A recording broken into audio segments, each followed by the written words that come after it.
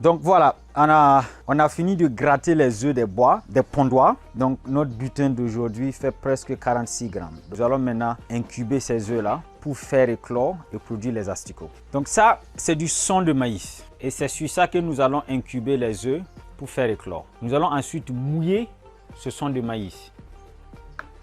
On va mouiller, on va procéder à mettre de l'eau. Donc le son de maïs va déjà servir à nourrir les petits asticots juste après l'éclosion.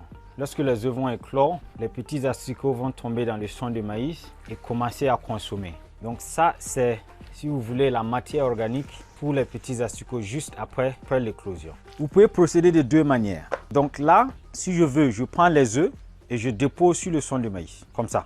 Il n'y a rien d'autre à faire. Et vous laissez incuber pendant 3 à 5 jours.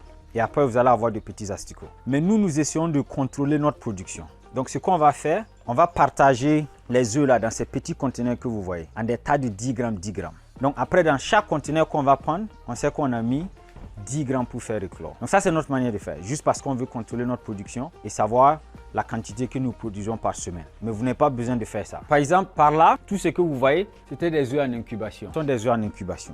Donc il y a le son et nous avons ici les œufs qu'on a mis dans ce conteneur. Donc ici, on n'a pas divisé. On a juste mis les œufs qu'on a récoltés. Et si vous regardez en bas, vous allez voir des très petits asticots. Vous n'allez pas, c'est très difficile de les voir, mais vous allez les voir. Vous voyez, il y a des petits asticots là-bas en train de bouger.